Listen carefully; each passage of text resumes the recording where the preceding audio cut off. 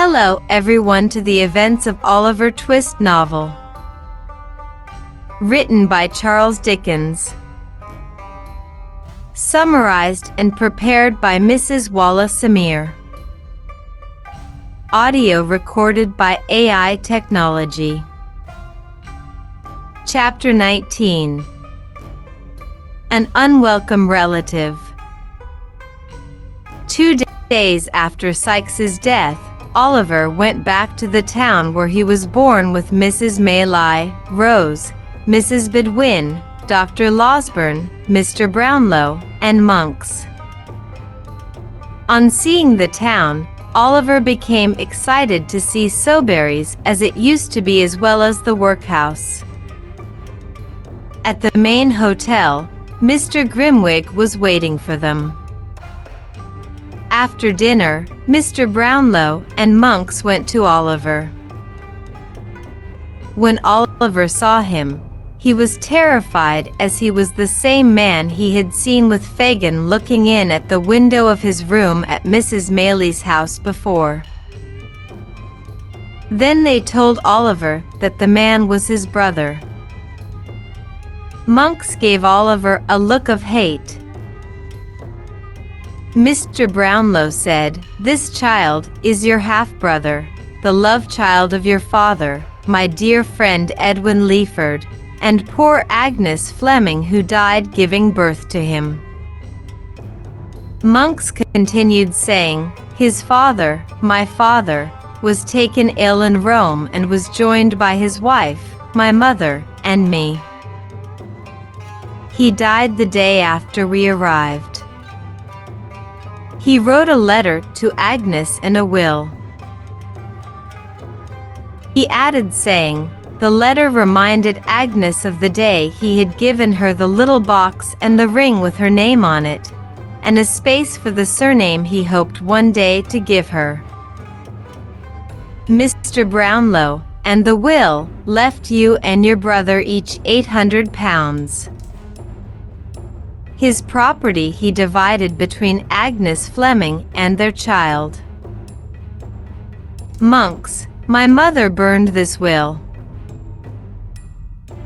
The letter never reached its destination, but she kept it and other proof in case Agnes's family ever tried to cause trouble.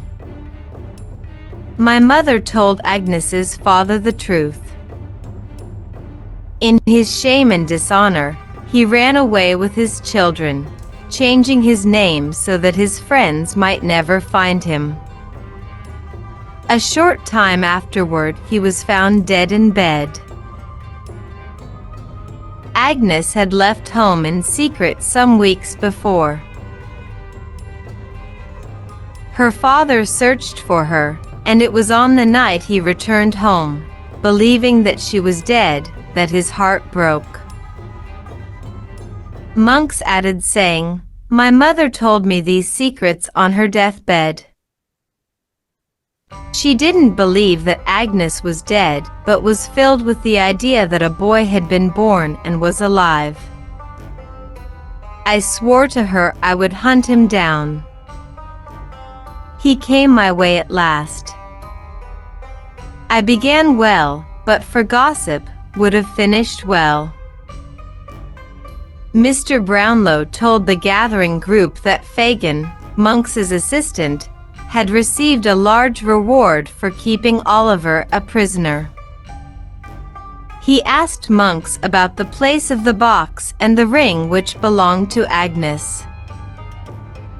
Monks, "I bought them from Mr. and Mrs. Bumble. She stole them from the nurse, and the nurse stole them from the dead woman Agnes."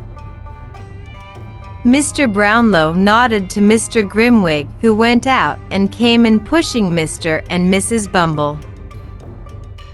Mr. Bumble was shaking and told Oliver that he was sad for him and missed him.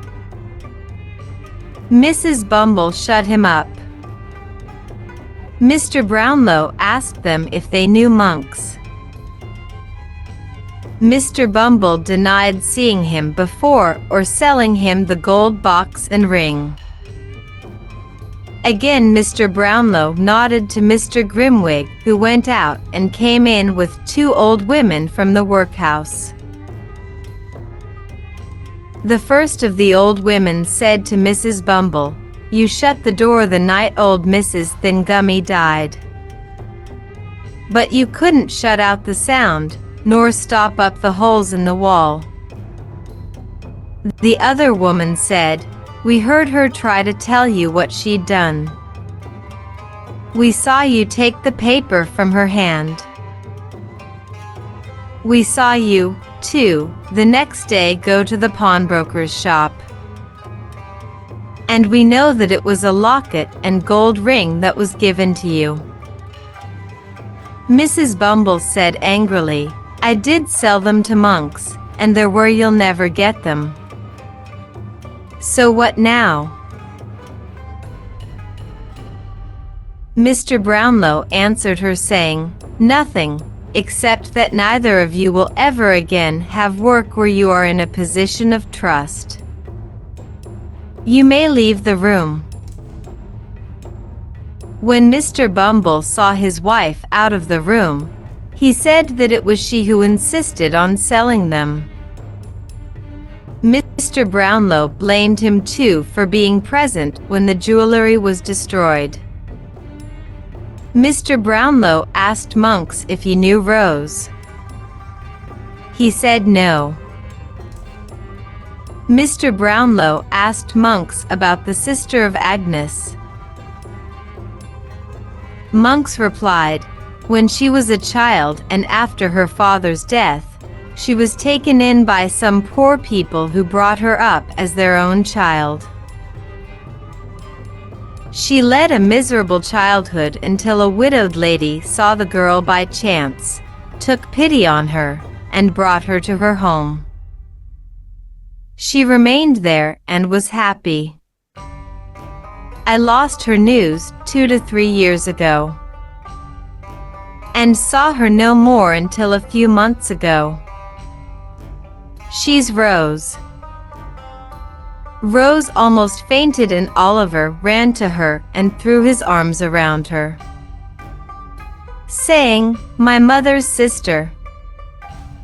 But I can never call you aunt. You will always be my own dear sister." The questions in this chapter are: answer the following questions. 1. Why did Monks try to hurt Oliver? 2. Mr. and Mr. Bumble proved to be wicked till the end.